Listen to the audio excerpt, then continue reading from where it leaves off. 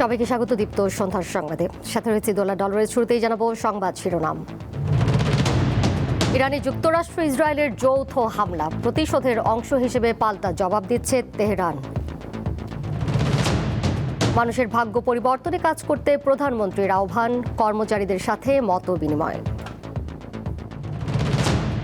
টি-20 বিশ্বকাপে শ্রীলঙ্কার বিপক্ষে মাঠে নামবে পাকিস্তান, বাঁচা মরার লড়াই সন্ধ্যা 7:30টায়।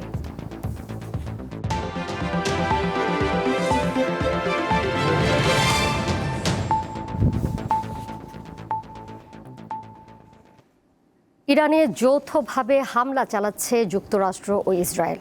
জবাবে ইসরায়েল ও মধ্যপ্রাচ্যে যুক্তরাষ্ট্রের বিভিন্ন ঘাঁটি লক্ষ্য করে হামলা চালাচ্ছে ইরান। ইরানের দক্ষিণাঞ্চলে স্কুলে যুক্তরাষ্ট্র ইসরায়েলের হামলায় 40 শিক্ষার্থী প্রাণ হারিয়েছে। তেহরান থেকে জনগণকে সরে যাওয়ার নির্দেশ দিয়েছে ইরানের নিরাপত্তা কাউন্সিল। ইসরায়েল জুড়ে জরুরি অবস্থা ঘোষণা এবং আকাশসীমা বন্ধ করে দেওয়া হয়েছে। ইরানের হামলায় আবুধাবিতে একজন প্রাণ হারিয়েছেন। ইরাকে ইরান সমর্থিত গোষ্ঠীর ওপর ইসরায়েলের হামলায় 2 জন নিহত হয়েছে। এদিকে ইরাক, ইরান, কাতার, কুয়েত, সংযুক্ত আরব আমিরাত আকাশসীমা বন্ধ ঘোষণা করেছে। বাংলাদেশ থেকে মধ্যপ্রাচ্যগামী সব ফ্লাইট স্থগিত করেছে বেসরকারি বিমান চলাচল কর্তৃপক্ষ।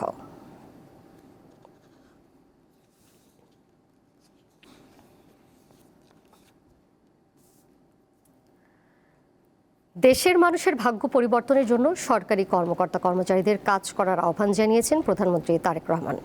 সকালে তেজগাঁওয়ে প্রধানমন্ত্রীর কার্যালয়ে মতবিনিময় সভায় এই আহ্বান জানান তিনি। সভায় কর্মকর্তা কর্মচারীদের উদ্দেশ্যে প্রধানমন্ত্রী বলেন, বাংলাদেশের মানুষ অনেক প্রত্যাশা নিয়ে সরকারের দিকে তাকিয়ে আছে। জানান, সরকার তখনই ভালো করবে যখন কর্মকর্তা কর্মচারীরা সরকারকে সহযোগিতা করবে। তাই দেশের মানুষের ভাগ্য পরিবর্তনে কাজ করার তাগিদ দেন তারেক রহমান। বক্তব্যে প্রজাতন্ত্রের কর্মচারীদের সরকারি নিয়ম নীতি কঠোরভাবে মেনে চলার উপর গুরুত্ব দেন প্রধানমন্ত্রী তারেক রহমান।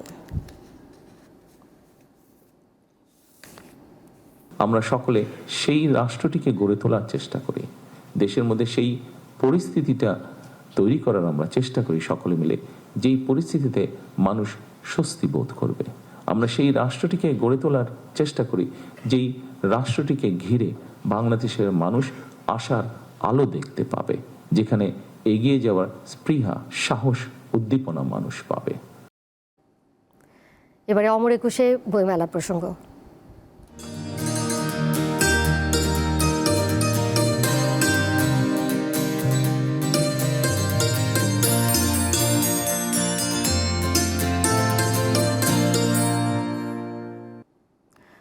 অমর একুশে বইমেলার আজ তৃতীয় দিন। আজও শিশু প্রহর থাকায় বেলা 11টা থেকে শিশুদের জন্য উন্মুক্ত করা হয় মেলা। শিশু চত্বরে আয়োজন করা হয় পাপেট শো। সেখানে শিশুরা পুতুল নাচ উপভোগ করে। অভিভাবকরা বলেন, বইমেলা শিশুদের জন্য দেশের ভাষা ও সংস্কৃতির সাথে পরিচিত হওয়ার মাধ্যম। এবারের মেলায় 549টি প্রকাশনী সংস্থার 1018টি স্টল নিয়ে যাত্রা করলেও এখনও অনেক স্টলের নির্মাণ কাজ শেষ হয়নি। আসতেছে লোকজন ভালো, আমাদের পাঠকে আসতেছে, বইও ভালো বিক্রি হচ্ছে। আশা করি সামনে আরো ভালো বিক্রি হবে। রোজার মধ্যেও আসলাম, যেন এখন থেকেই বাচ্চার বই পড়ার প্রতি যে আগ্রহ সেটা যেন এখন থেকে তৈরি হয়। জন্য আমরা প্রতি বছরই বই মেলায় নিয়ে আসি বাচ্চাদের। বই কিনবো, ভূতের বই, শিশুদেরকে নিয়ে আজকে সকাল সকাল চলে আসলাম, ভালোই লাগলো মোটামুটি, কিন্তু এবার স্টলের পরিমাণ আগের থেকে অনেক কম। বইমেলার আরও খবর জানবো। মেলা প্রাঙ্গণ থেকে যুক্ত রয়েছেন সহকর্মী শিউলি শবনম, যাচ্ছি তার কাছে। শিউলি, তৃতীয় দিন, এই মুহূর্তে পাঠক দর্শনার্থীর সমাগম কেমন দেখছেন এবং আজ কতটি নতুন বই এলো?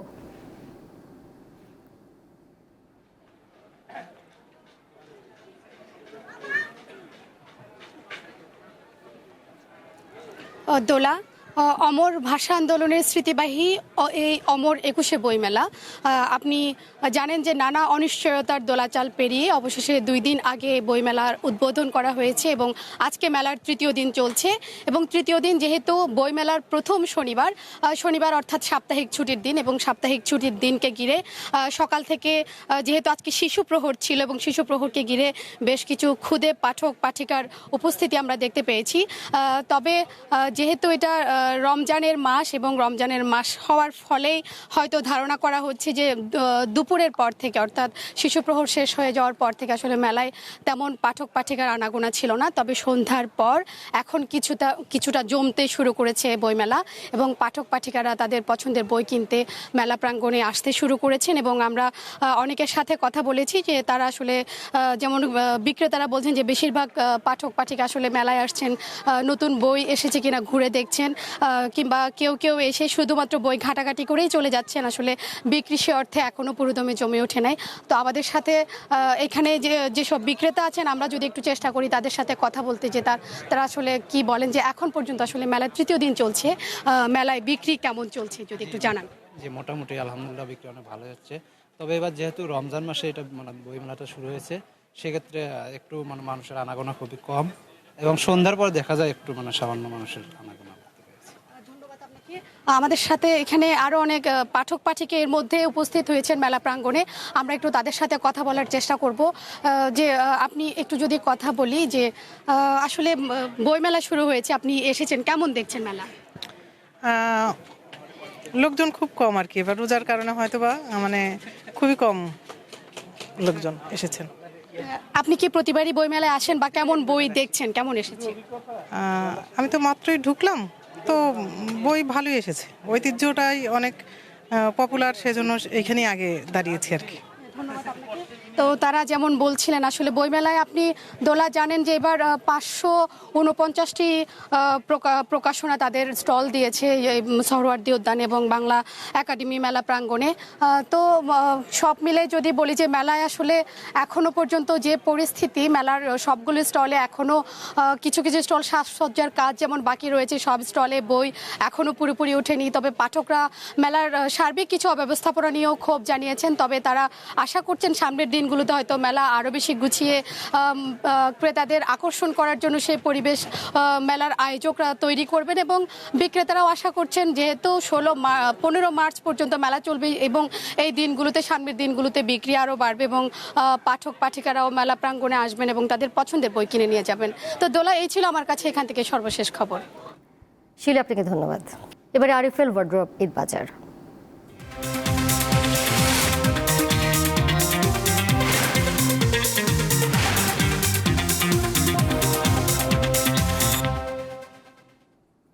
জমে উঠতে শুরু করেছে চট্টগ্রামের ঈদ বাজার।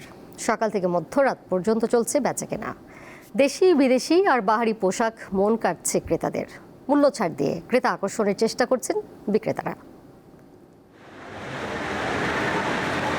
বন্দরনগরীর ছোট বড় সব মার্কেট, শপিং মল এখন সরগরম। দিন গড়ানোর সাথে বাড়ছে ভিড়, দিনরাত মুখরিত থাকছে ক্রেতার আনাগোনায়। এক মার্কেট থেকে অন্য মার্কেট ঘুরে পছন্দের জামা কাপড় কিনছেন তারা। শিশু কিশোর ও তরুণ তরুণী সহ নানা বয়সীরা আসছেন পছন্দের কাপড় কিনতে। তবে নারীদের ভিড় বেশি। পরিবার নিয়ে আগাম কেনাকাটা সেরে নিচ্ছেন অনেকে। পছন্দের পোশাক ও জুতো কিনতে পেরে খুশি ক্রেতারা। শপিং অলমোস্ট ডান, আর জুতাটাই বাকি ছিল, সেজন্য আমি করতে আসছি। আমার হাজবেন্ড আর আমার ছেলের জন্য কম্বো, একই রকম পাঞ্জাবি দেখছিলাম আর কি। আমার খুব ভালো লেগেছে, অনেক নতুন নতুন ভ্যারাইটি এসেছে। পিছিয়ে নেই ছেলেরাও। বরাবরের মতোই ঈদে প্রথম পছন্দ পাঞ্জাবি। গরমে আরাম পেতে সুতি কাপড়ের পাঞ্জাবির চাহিদা এবার বেশি। শপিং করে ভালো লাগছে, কালেকশন অনেক নতুন নতুন কালেকশন আছে। দামটা কিছুটা বেশি, আর একটু রিজনেবল হলে ভালো হতো। আমি পাঞ্জাবিটি নিয়েছি আমার আপুর কাপড়ের সাথে ম্যাচ করে। ঈদের আনন্দ মানে নতুনত্ব। বিষয়টি মাথায় রেখে বাহারি পোশাকের পসরা সাজিয়েছেন দোকানিরা। বেচাকেনা ভালো চলছে বলে জানান বিক্রেতারা। এই মার্কেটটা হচ্ছে আমাদের আসলে খুব একটা ফেমাস হয়েছে স্ট্রংয়ের মধ্যে, কারণ একই ছাদের নিচে আসলে অনেকগুলো ব্র্যান্ড আসলে ক্রিয়েট একসাথেই পাওয়া যাচ্ছে, যেটার জন্য কাস্টমারও খুব সন্তুষ্ট বোধ করছে আমাদের সাথে একসাথে। ফার্সিটাই বেশি চলতেছে, ফার্সিটা আপনার মেয়েরা আসতেছে, অনলাইনে দেখতেছে ফার্সি, আমরাও সেল করতেছি ফার্সি। এবছর ফার্সিটা বেশি চলতেছে। আমাদের প্রত্যেকটা প্রোডাক্টই কোয়ালিটি সম্পন্ন। সো আমাদের ওনার চিন্তা করে কাস্টমারদেরকে ভালো কিছু দেওয়ার চেষ্টা করে। পোশাকের পাশাপাশি কসমেটিক, জুয়েলারি, ব্যাগ আর জুতো কিনতে দোকানগুলোতে ভিড় করছেন ক্রেতারা।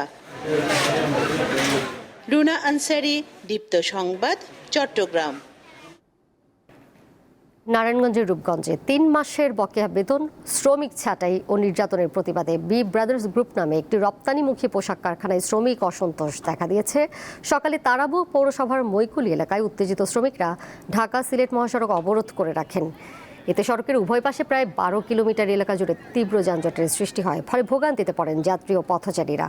শ্রমিকরা জানান, কারখানাটিতে ২,০০০-এরও বেশি শ্রমিক কর্মচারী কাজ করেন। ২০২৫ সালের ডিসেম্বর এবং ২০২৬ সালের জানুয়ারি ও ফেব্রুয়ারি মাসের বকেয়া বেতন ভাতা পরিশোধের দাবি জানিয়ে আসছিলেন শ্রমিকরা।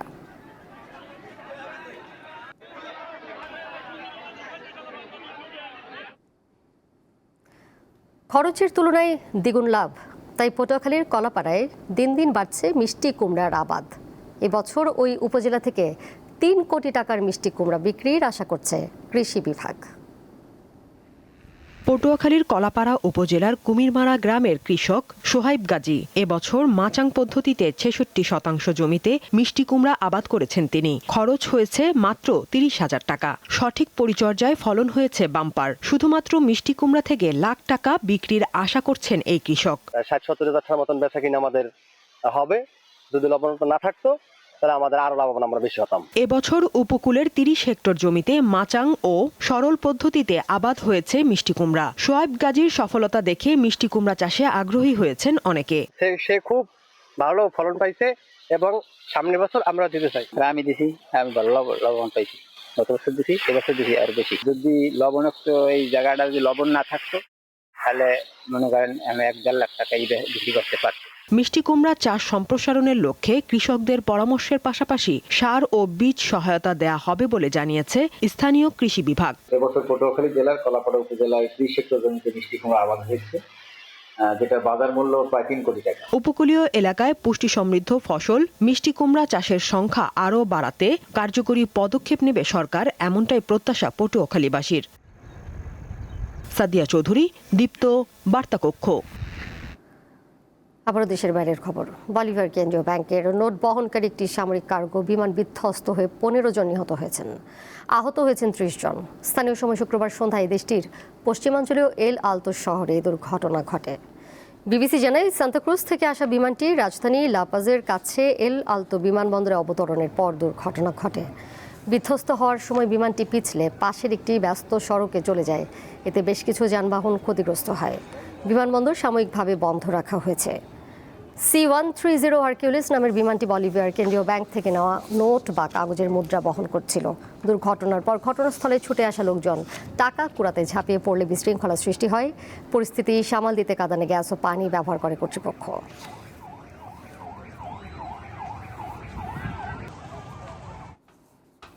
এবারে খেলার খবর।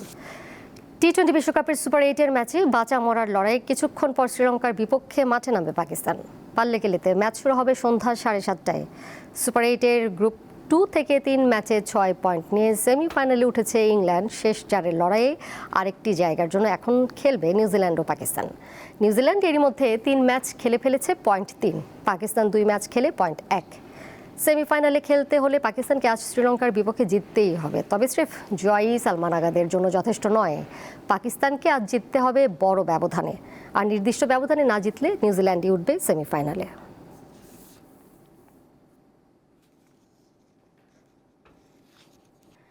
স্প্যানিশ লা লিগায় রাতে ভিয়ারিয়ালের বিপক্ষে মাঠে নামবে বার্সেলোনা। নো ক্যাম্পে ম্যাচ শুরু হবে রাত 9:15টায়। 2 ম্যাচে হারের পর নিজেদের শেষ ম্যাচে জয়ের ধারায় ফিরেছে কাতালানরা। আর এই ম্যাচে ঘরের মাঠে নিজেদের ধারাবাহিকতা ধরে রাখতে চায় বার্সা। 25 ম্যাচে 20 জয়, 61 পয়েন্ট নিয়ে টেবিলের শীর্ষে রয়েছে তারা। সমান ম্যাচে 1 পয়েন্ট কমে দ্বিতীয় স্থানে অবস্থান করছে রিয়াল। বৃহস্পতিবার অনুশীলনে পেশিতে চোট পেয়ে ছিটকে গেছেন মাঝ মাঠের তারকা ফ্র্যাঙ্কি ডি ইয়ং। অন্তত 1 মাসের মধ্যে তার মাঠে ফেরার সম্ভাবনা নেই বলেও প্রাথমিকভাবে ধারণা করা হচ্ছে।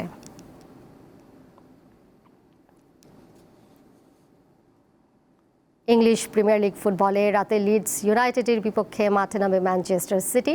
রাত 11:30টায় শুরু হবে এই ম্যাচ।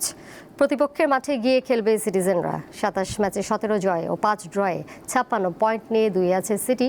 আর 1 ম্যাচ বেশি খেলে 5 পয়েন্ট বেশি নিয়ে শীর্ষে আর্সেনাল।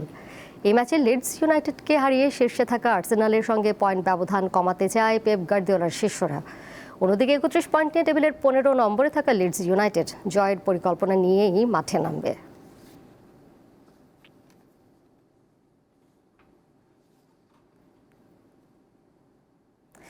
এর সাথে শেষ করব দীপ্ত সন্ধ্যার সংবাদ। যাবার আগে শিরোনামগুলো জানিয়ে দেব আরও একবার। ইরানে যুক্তরাষ্ট্র ইসরায়েলের যৌথ হামলা, প্রতিশোধের অংশ হিসেবে পাল্টা জবাব দিচ্ছে তেহরান। মানুষের ভাগ্য পরিবর্তনে কাজ করতে প্রধানমন্ত্রীর আহ্বান, কর্মকর্তা কর্মচারীদের সাথে মতবিনিময়। টি-20 বিশ্বকাপে শ্রীলঙ্কার বিপক্ষে মাঠে নামবে পাকিস্তান, বাঁচা মরার লড়াই সন্ধ্যা 7:30টায়।